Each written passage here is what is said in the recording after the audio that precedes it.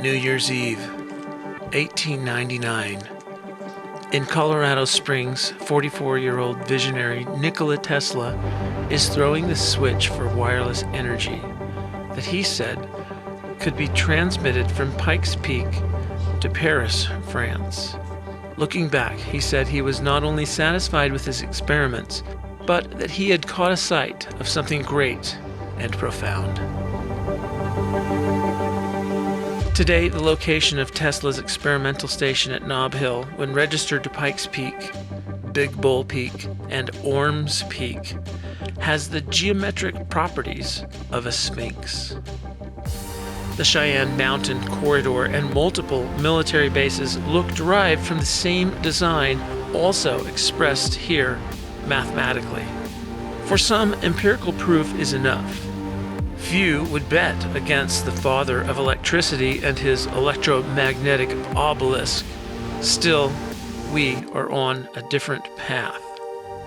Early in 1748, father of the country George Washington is 16, learning to be a surveyor in the Blue Ridge Mountains. He couldn't have known he was measuring a similar terrestrial phenomenon on the 39th parallel 211 years before a future command center, the Mount Weather Emergency Operations Center. Or did he? Some say his fictitious encounter with an angel at Valley Forge years later was inspired as she stands atop the nation's capital, exposing its connection to the White House as again a sphinx. His Egyptian-themed designs, Masonic symbology, with a particular placement of his obelisk decades later, all are foundational to the United States. 33rd degree Masons aren't prone to mistakes. Today, the locations of state capitals, founded decades before the railroad and Interstate 80, line up neatly across the country. The railroad is done in 1869.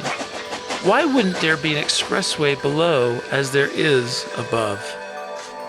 There is data that says there is, and people like Mitt Romney and his religious leaders aren't good at keeping the latter-day secret that began in 1820 with Mormon founder Joseph Smith. The father of North American religion is a young teenager making claims about encounters with both God and Jesus that tell him an ancient civilization once fought white against black in upstate New York. He was confident with his otherwise dubious claims about his abilities to look at the so-called burial mounds known as drumlin, formed naturally by glaciers, and he would tell property owners where they might find significantly valuable caches. Like a magician, he peers into a hat with supposed seer stones. When these days it is apparent he is surreptitiously exploiting a natural but repeating topographic pattern. The coincidence is recognized by a teenager at Hill Cumorah in the 1820s, where he has his first vision and where mathematics predicts Palmyra to be a sphinx.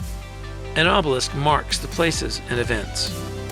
In 1847, his Latter-day Saints moved to the Utah Territory, led by Brigham Young, and the immigration was marked first with this obelisk, and later the larger, more famous work was completed in 1947.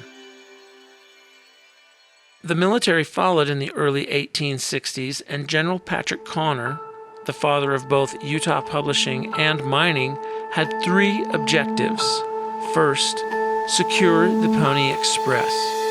Second, to reap the most valuable mining prospects on Earth.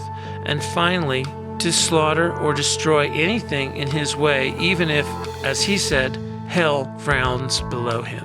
Immediately, 1870s miners are turning the glimmering Salt Lake caves and ancient beaches into profitable ventures.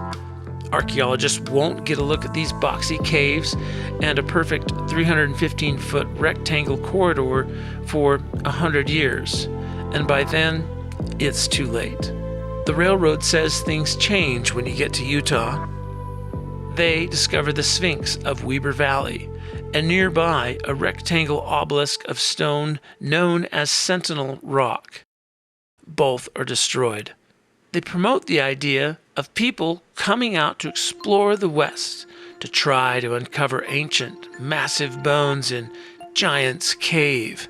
Contamination, vandalism, and tourist trash was a problem when scientists arrived. It is the father of mining, or the boy who the earth talks to, George Hearst, who finds far more than luck in Salt Lake. He has very little education, but at 50 years old, his Bald Eagle Mountain, once identified by Connor and his troops, is still paying dividends to this day, and his legendary fortune may never be exhausted. Hearst's mine in Sinaloa, Mexico, shares the geometry of Smith's first vision and Sphinx of the Great Pyramid.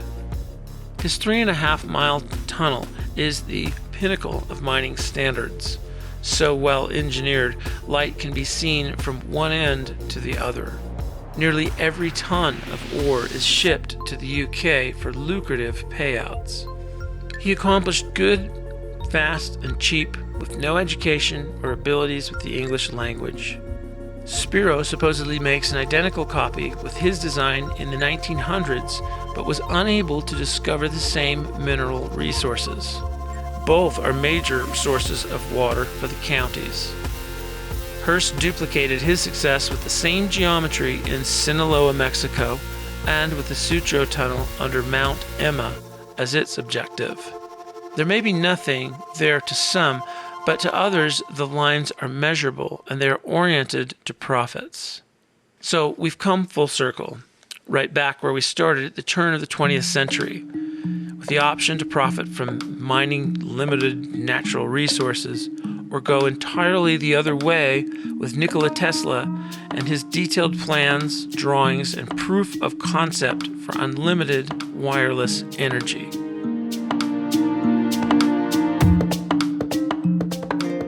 Joseph Smith's vision has flourished and become an increasingly wealthy and powerful entity.